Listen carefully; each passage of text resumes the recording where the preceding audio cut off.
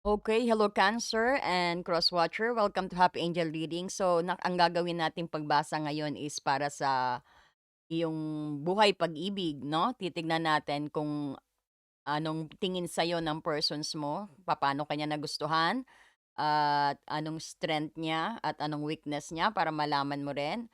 Pati yung future, yung trajectory na aspect, and then pati yung inyong gabay, 'no? At hingi tayo ng mga gabay din sa ating oracle, 'no? 'Yan, so mag mananalangin lang po tayo, magki-cleanse lang po tayo, 'no?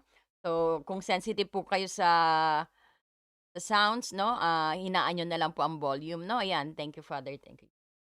Okay, so mag-i-start na po ako, ha?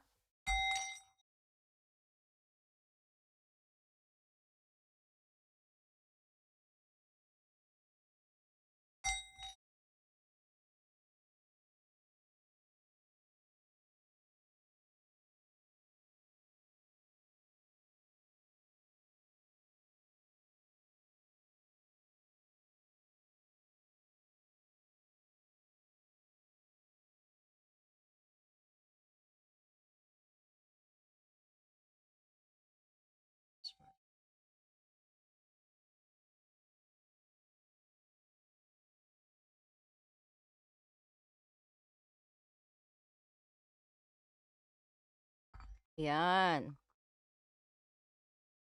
So,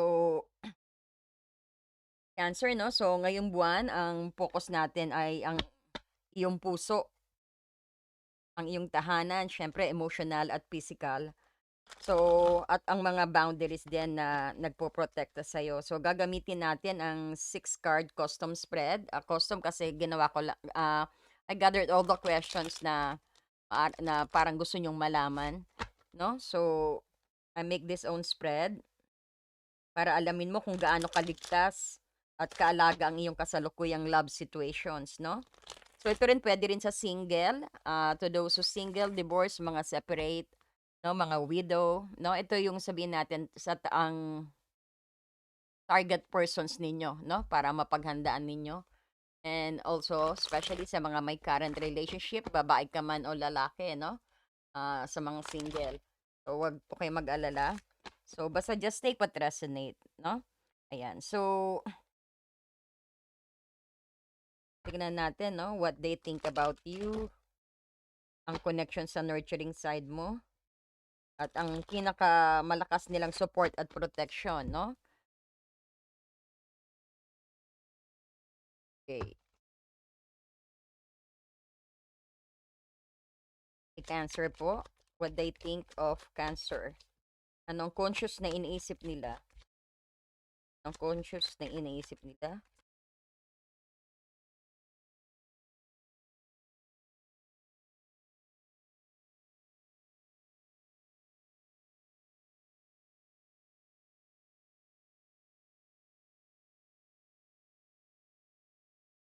Ano ang what they love to you, no? Ano yung gusto po, ano po yung mahal persons niya kay Cancer? Ano pong mahal ng persons niya kay Cancer?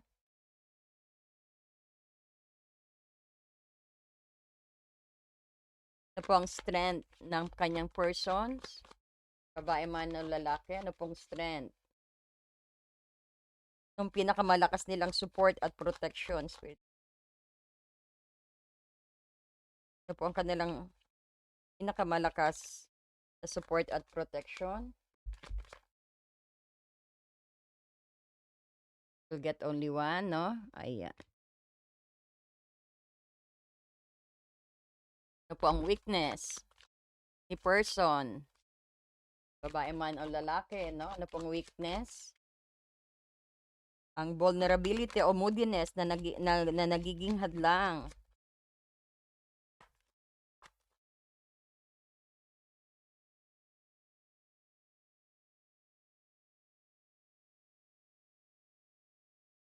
Ano po ang vulnerability at moodiness?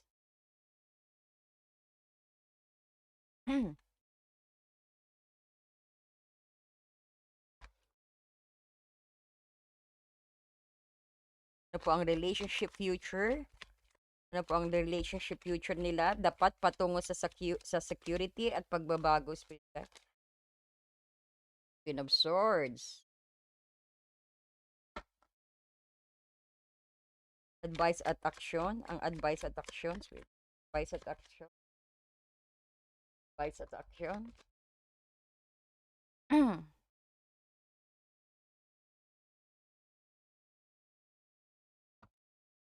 Yan. Queen of Wands. Pa tayo ng dalawa, ano? Okay, so tignan na natin to. Uy, Ace of Cups.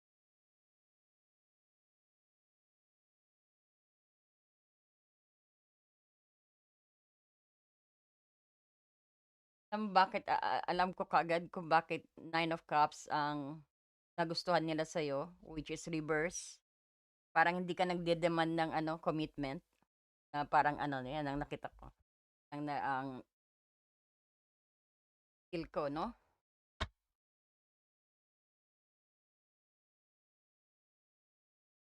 Gabay po.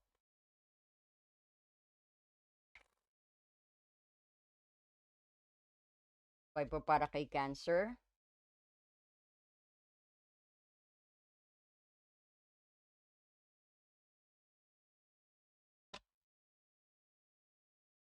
Gabay po para kay Cancer.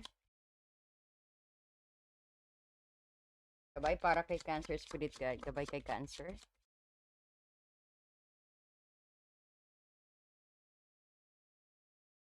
Separation ka.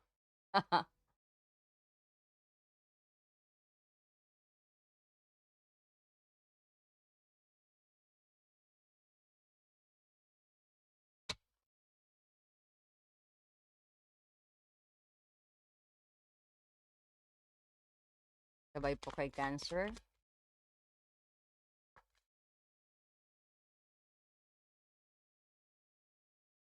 Wedding ring. Ayan, separations, biglang wedding ring. Yan din, pwedeng separations din sa mga previous na experiences ninyo, no? Para kay Cancer.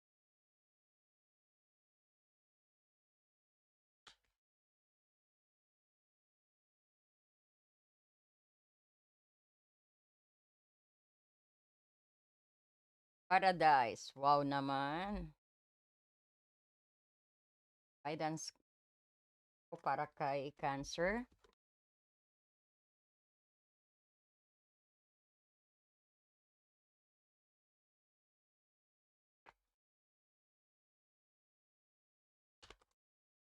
Gabay po para kay Cancer. Ayusin ko lang mic. Ilagay ko sa leeg para hindi para malakas, no? Tsaka para maayos ating mic.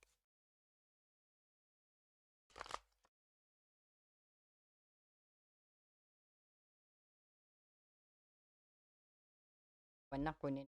Wow, soulmate, oh. Nagpabalasa, yan na raw.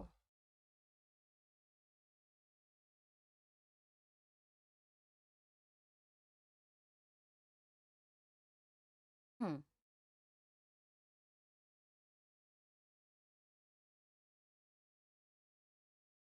You have the Ace of Cups, Nine of Cups in reverse, and then Six of Pentacles, Hermit, and then Queen of Swords, Queen of Wands, uh, Seven of Wands, no? So, kung makikita mo rito is parang sabihin natin is puno ng no, ng kaligayahan at pag-alis sa isolation, no? Pag ang Hermit is reverse, no? So,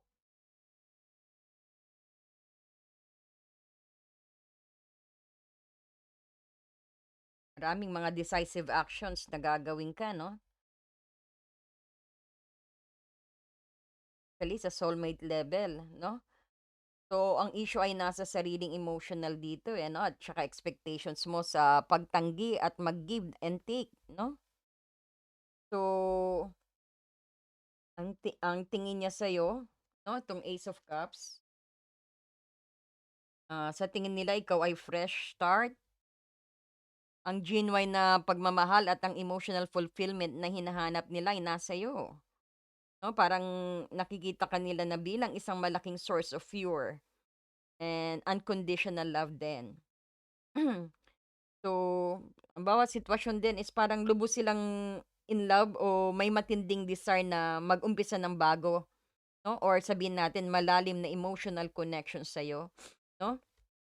Especially itong Ace of Cups is parang marami siyang gustong ibigay din sa'yo. Parang tingin nila marami kang maibibigay din sa kanilang pagmamahal, 'no, or sabihin natin ikaw ang beginning ng kanilang sabihin natin seryosong pag-iibigan or sabihin natin seryosong relasyon din.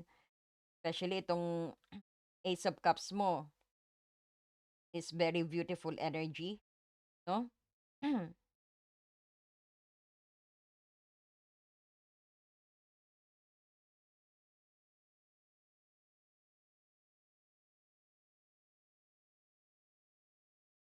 Parang tingin nila, puwede rin na ikaw yung parang kakaibang magmahal, 'no? Ikaw lang yung parang nakita nila na ganyan magmahal sa kanila, 'no? Tsaka parang tingin nila na they are very safe. Para ding tingin nila is you have a very pure heart dito, 'no? Sabihin natin na parang parang ikaw yung sentro ng happiness at ng ano nila, ng parang joyous energy. Parang sabihin din natin 'no, yung inspirasyon 'no, parang ikaw yung pinaka-inspirasyon.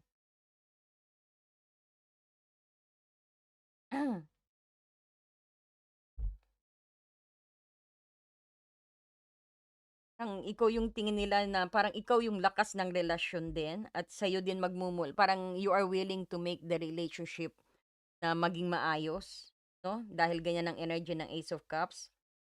Parang tingin nila may kakayahan kang mag-offer ng very pure, 'no, genuine at tsaka bago. Parang yung pagmamahal na 'yan at emotional na connection is ang importante na parang tingin nila you could provide that. Alam din nila na may unlimited capacity ka 'no, para sa pag-aalaga sa kanila at pag-umpisa rin ng new emotional chapter 'to, 'no. Kumbaga, tingin din nila ikaw yung magfi-fill ng kanilang cups na walang laman, parang gano'n. Na ikaw yung tingin nila ikaw yung magwo-work hard din sa relationship, 'no. Then as you could see here, may Nine of Cups ka. Ito yung bakit, paano kanila nagustuhan. Kasi with that everything, na energy na binibigay mo, parang you're not asking for a long-term commitment. Parang 'yan ang nagustuhan nila. Parang tingin nila is parang, it's easy to deal with you, 'no? Kumbaga hindi ka masyadong nag-ask na, "Let's get steady, let's commit," 'no? Parang gano'n. 'Yun ang parang you're very practical na parang nakikita din nila rito. Although na kasi parang second na lang ang wedding sa inyo o ano, kasi nararamdaman niya ng punong-puno ka ng love sa kanya, 'no? O siya rin, 'no? Pero what is here, bakit ka nagustuhan na the Nine of Cups is reverse dito, 'no? So yun nga, siyempre parang you're not even asking for a marriage siguro or isang committed relationship na medyo hindi mo siguro sila din ano 'no, yung ino-open up 'yan, yung mga gana, "Halika ang tagal-tagal na natin, magpakasal na tayo." Medyo hindi ka siguro nagsasalita ng ganyang cancer, 'no, kasi nagustuhan ka niya, 'pag ganyang nine ang reverse, Nine of Cups in reverse, 'no, parang maski pa petik-petik na lang siya ikaw na lahat, 'no? Cancer. So kung makikita mo, ito yung parang ding sabihin natin na this is a challenge. Sabihin din natin ang gusto nila sa'yo yung isang mga achievements din ng sabihin natin, parang ang comfort at ang wish fulfillment na dala mo yung 'no, pero may mga feeling sila na hindi to complete o may lack of satisfactions din. Mahal ka nila pero maaring sobrang silang focus din sa personal happiness nila sa relasyon 'no. So, ang sitwasyon is yung ina-admire ka nila, pero minsan ramdam nila na hindi na-a-achieve yung ideal na kaligayahan nila 'no, or sabihin natin self-pity ang kalalabasan 'no. Nakuha mo na? Kasi itong strength, kung makikita mong strength, this is Six of Pentacles 'no. Ito yung sabihin natin ang lakas nila at ang kanilang pagiging fair at balance at willing magbigay ng support at resources sa'yo 'no. So, sila yung may kakayahang maging generous at equitable sa inyong dynamic dito, Cancer 'no. Halimbawa sila yung nagbabalanse ng give and take energy 'no. Kung may kailangan ka 'no, handa silang tumulong at siguraduhin na fair ang hatian ng effort at financial support dito 'no. He got the six of ano rito, ayan ang strength nila 'no. So, tignan mo naman ang kanyang weakness, which is the Hermit in reverse. So, ang pinakamalaking kahinaan nila yung pagtatangging humarap sa inner truth o sobrang pagiging isolated din at malungkot. Ayaw nilang magsolo actually at umalis din sometimes sa comfort zone 'no. Maari rin sila yung ayaw makinig sa wisdom o payo ng iba. Parang sarado ang tenga nila sa mga sasabihin ng ibang tao, which is good naman 'no, pakiba niya 'no. Pero 'yan ang weakness niya. So, kumbaga siguro iniisip niya halip na mag-reflect o mag-isa muna para hanapin niya ang sagot 'no, mas pinili niya yung manatili sa relasyon dahil sa fear of loneliness din o ayaw din nila na tanggapin ang need for personal growth din dito 'no. Mamaya mas maliliwanagan pa natin 'yan, 'pag na-connect na natin ang mga oracle card 'no. Pero so far 'yan ang nakikita natin dito, and then ang relationship future mo is the Queen of Swords. Kumbaga ito ang trajectory ninyo, ito yung papunta sa malaking clarity 'no, or mental honesty. At ito rin yung decisive actions na sinasabi. So kailangan ninyong putulin ang mga illusions at gamit ang isips 'no, sa halip na emosyon, para magdesisyon. So, ang future ay nangangailangan ng matapang at objective na pag-uusap dito nak 'no, at maaari ring mag-set ka ng mga matibay na boundary o mag-cut off ng toxic behavior din 'no. Kasi ang Queen of Swords is honesty, wanted to know the truth 'no, and this is a very fair energy 'no. So, kung makikita mo, meron ka ring action dito at advice 'no. Ang payo sa'yo, Cancer, ay yung gamitin mo ang passions and confidence at independence ng Queen of Wands dito, 'no? At maging proactive at magnetic, 'no? Pero kailangan mo ring ipagtatanggol yung ano, sarili at ipaglaban mo rin ang boundaries mo, 'no? 'Wag yung at least, ipaalam mo kung hanggang sila dapat makialam. Ipaalam mo kung ano ang limitations din niya, 'no? So, puwede mong gawing aksyon yung huwag kang mag-antay, eh. Kumbaga i-take charge ka, ikaw mismo ang ano, ang magmaneho. Halimbawa, kung may gusto kang sabihin, ipaglaban mo ang posisyon mo at huwag kang magpapaatras kasi may Seven of Wands ka dito, 'no? Nakuha mo na? And then tingnan mo naman itong romance angel na advice sa'yo, soulmate, 'no? Yes, this is your soulmate. Ito yung pinakamatibay na confirmations na ang taong ito is meant to be sa buhay mo na parang malaki ang growth at love dito eh, no? So ito rin yung sabihin nating dahilan kung bakit may Ace of Cups ka rito, no? Ayan, no? Yung Ace of Cups na energy nila kasi ito yung mga deep emotional strength sa dynamic ninyo, no? Dahil soulmate nga kayo, kailangan mong i-connect ang mind and heart, no? Gamitin ang Queen of Swords mo rito, nako. Yung Queen of Swords gamitin mo dahil yan nga future, eh, 'no? Kumbaga itong sandatang gamitin mo dito sa soulmate mo, 'no? Para din siyempre para din mag-usap 'no, at para ninyong kayo alisin niyo yung lack of fulfillment ninyo ng cups, Nine of Cups in reverse. na nararamdaman mo, 'no? So, meron ka rin dito nak ng Mystic Rose na message which is separations, wedding, and paradise.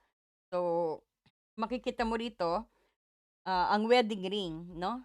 Ang ultimate future ninyo. Soulmate kasi, oh, naku talagang kagaya nga ng nape-predict ko na maaring, soulmate mo rin, 'no, ang paparating sa'yo o ang soulmate na 'yang kasama mo. Ito ang ultimate future ninyo, commitment at union at long-term promise ito, 'no? Ito yung tumutugma sa talagang soulmate confirmations na, 'no? So, ang paradise naman, ayan paradise, 'no? Kumbaga ito yung end result ng inyong journey at ang journey ninyo ay tunay na happiness at kaligayahan, 'no? I hope all. Ito yata pinakamagandang reading na nakita ko, 'no? Kumbaga ano, ito yung meron ding bliss at fulfillment din 'to kasi, eh, 'no? Kaya worth it na fight at clarity na gagawin mo rito, 'no? Ayan, you will enjoy each other. Ayan yung happiness, enjoy, playfulness ninyo. Honeymoon phase. Ayan, some of you may mag-honeymoon, ha? Some of you magkakasal, honeymoon, no? Itong separation. So ito yung lumabas dahil sa Queen of Swords mo na energy, no? Hindi ito yung permanent na sinasabi na break up, no? Hindi po iyon ang message nito sa ngayon dito sa ating ginawang spread, no?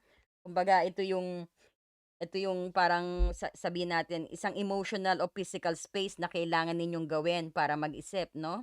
Para siyempre makabalik kayo sa mas matibay. Sometimes na bawa may time na meron kayong sabihin natin may mga conflict kayo or argument kayo, that is temporary separations, that is sad but and bitter, pero in the end, kasi it's inevitable. Kasi diyan kayo magiging strong ang relationship. Sa relasyon, normal po yung nag-argument, normal yung nag-aaway. Wag, wag lang panay-panay. Wag lang extreme, no? Kasi diyan din sometimes, no? Ang agreement, disagreement is nagiging malakas ang inyong relationship at very strong ang pundasyon, no? Kumbaga itong temporary separations na 'to, sometimes it's temporary because nga parang kayo magkaroon din ng kaliwanagan at enlightenment sa isa't isa. Sometimes nga 'di ba may kasabihan, saka nawala saka mo napatunayan na mahal mo, 'no? Pero ang ending nito is wedding ring, oh, kita mo? And paradise, kasal ang union after the separations, no?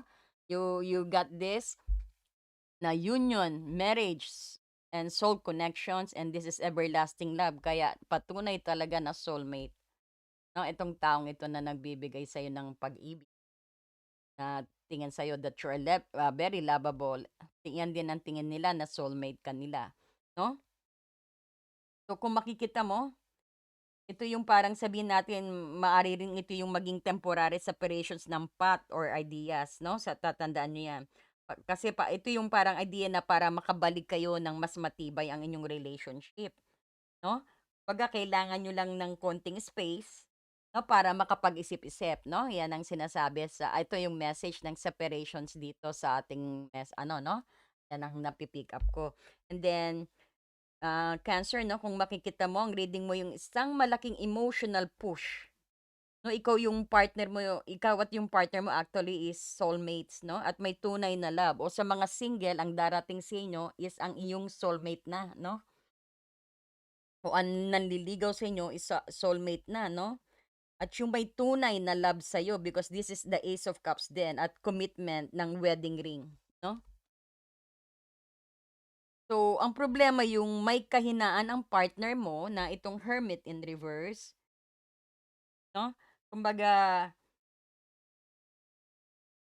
parang ito yung sabihin nating pagtanggi niya mag-solo at harapin ang sariling growth. Ito sa separation nga siguro nangyari, 'no? Or sabihin natin baba, 'no? Separate muna tayo, kailangan natin mag-isip-isip, parang gano'n. Baka sometimes ayaw niya, 'no? Sobra kanyang mahal. Kinikilig ako, tingnan mo yung ano ko, balahibo ko, tumatayo. Kumbaga yun pero this is inevitable na kailangang mangyari ang separations before the union, 'no? yan ang magpapaano, yan ang magba-bind sa inyo, yan ang mag-stand still sa inyo. Wow naman, ang galing naman, Cancer. I hope all, 'no? Kumbaga, yung saglit lang, time off lang muna, 'no? Parang gano'n ang energy, 'no? But that is just, temporary separations ng path at ideas para makabalik kayo ng mas matibay kagaya mag-lead dito sa wedding at saka sa paradise mo, 'no? So, kung nakikita mo is siyempre ang kailangan mo ring gawin is yung i-connect, 'no, gamit ang Queen of Swords mo at energy, 'no? Mag-set ka ng boundaries at ipaglaban mo ang security mo. Kailangan mo mag-demand ng honesty at kalinawan din sa future, 'no? Dahil sa Queen of Swords mo. So, kailangan mong mag-demand, tatandaan mo, kailangan mong mag-demand at kalinawan sa future. So, ang future mo is, nakita mo, is separation card ay nagsi-signal ng ano yan, ng Queen of Swords din, ng clarity, gusto ng katotohanan. No? Kaya maaring magdulot ng temporary break, no? O malaking distance sa hinaharap. Ngunit ito yung pinaka-crucial para maging real at matatag ang wedding ring, no? At paradise sa future ninyo, no? Ang ganda, no? So, gusto mo bang, liwanagan ko yung papaano natin magagapi itong ano, ang weakness niya, 'no? Kasi ang Seven of Wands is protected energy. Ito yung magpuro-protect, 'no? Parang, kumbaga is paano mag-set ang soulmate na boundaries ng Queen of Wands at saka ano, 'no? Ay, ng Queen of Wands at saka itong Seven of Wands, 'no? So so, kumbaga dalawang card na ito yung parang kailangan mong maging passionate sa pagtatanggol sa sarili mo, nak. Because ang Seven of Wands, ito yung isang ultimate boundary card, 'no? Ito yung nagsasabi na ikaw ay nasa mas mataas na posisyon at dapat mong ipaglaban ang iyong space, espasyo mo at panindigan mo laban sa pressure. Be confident to fight for that, 'no? Kasi nga itong si ano, itong si persons is ayaw mag-isa, 'no? Kumbaga, sabihin natin is ayaw niyang umalis sa comfort zone niya o mag-reflect ng mag-isa na sabihin natin nagiging burden sa'yo. So, ang Queen of Wands is actions. I-demand mo ang personal space mo rin, 'no? Gumawa ka ng isang passionate at confident na statement tungkol sa iyong mga personal needs, 'no? Halimbawa ng boundary, 'no? Sabihin natin, "Mahal kita pero hindi ako ang sole source ng happiness mo." Parang gano'n. Ngayon kailangan ko ng 48 hours na quiet time para mag-recharge, 'no? Hindi ito yung tungkol sa'yo, 'no? Ito yung tungkol sa personal growth ko, sabihin mo, okay. So, huwag mong i-disturb, ibig sabihin yun. Ito yung isang separations na may purpose, 'no? Kasi ayaw niya nga separate ng sandali, eh, kasi kailangan niyo 'yan, eh. Anyway, that's in the future, 'no? Pero ang maganda, 'no, may Nine of Cups ka, hindi pala maganda 'to kasi Nine of Cups reverse kasi lack of fulfillment, 'no, tsaka dito rin parang high expectations. Because ang problema yung may sense of entitlement ba or lack of appreciation sa relasyon. So, ang wish fulfillment ay hindi natupad. Ibig sabihin, ang Seven of Wands, pwede mong depensahan yan, 'no? Paglaban mo ang iyong worth at effort. Huwag kang maging overly generous, 'no? Lalo na kung hindi fair ang return, 'no? Dapat balanse. Halimbawa ng boundary mo, ano, alam mong may gusto ka pa pero ito lang ang energy na kaya niyang ibigay ngayon, 'no? Kumbaga hindi hindi nasa-satisfied ang effort mo rin, 'no? Ayan. So, paggamit naman ng soul power, 'no, dahil sa soulmate kayo nga, ang fight na ito yung parang necessary para sa wedding ring na, 'no? At siyempre pati din sa paradise na future. Kumbaga ang fight ay hindi yung para makipag-away, kundi ang para ma-forge ng mas matibay ang inyong pundasyon, 'no? So, ang Queen of Wands din dito is, sabihin natin, ito yung approach, 'no, na magsalita ka ng may tiwalas at authority. Kumbaga, huwag kang maging mushy or moody, 'no? So, iwasan mo yung energy ng ano, ng sabihin natin Pisces, Cancer moodiness, 'no? Iwasan mo 'yan. Kasi meron ditong ano, eh, 'no, water sign energy, 'no? So, ipakita mo yung yung iyong passion na parang isang matibay at healthy na relasyon, hindi lang para sa feelings mo, no? 'Yan. So, kasi 'pag ginamit mo itong ano, itong Queen of Wands energy para ipagtanggol ipagtanggol, 'no? Pagtanggol ang yung space at boundary, magiging matagumpay ang Queen of Swords na 'yan, 'no? 'Yan yung clarity, magiging tagumpay ang future ninyong dalawa. Okay, nakuha mo? Ayan. Kung malalim, ibig sabihin 'pag 'di niyo naintindihan, 'di po para sa inyo 'yan. I did my best para ano, kumpleto rekado ha, kung papaano niyo i-de-deal itong mga nakataob, 'no? So, I hope po pengi naman po diyan ng hype and like, 'no, at samahan niyo na rin po ng comment, 'no? And thank you so much po sa inyong patuloy na pagsubaybay sa ating mga video. Kung bitin pa po kayo, marami na po tayong na-upload, puntahan niyo lang po ang inyong playlist, 'no, para especially po kasi ano, maganda pong rin makinig para makita niyo ang journey at yung mga bawat video natin is panay may guidance po, 'no, kung napansin ninyo. Sabihin na kailangan niyong mapanood yang ano na 'yan, yang video na 'yan kasi kung na-attract kayo sa video maski ano pang ano 'yan, kumbaga may mensahe kayong mapupulot, 'no, parang gano'n po.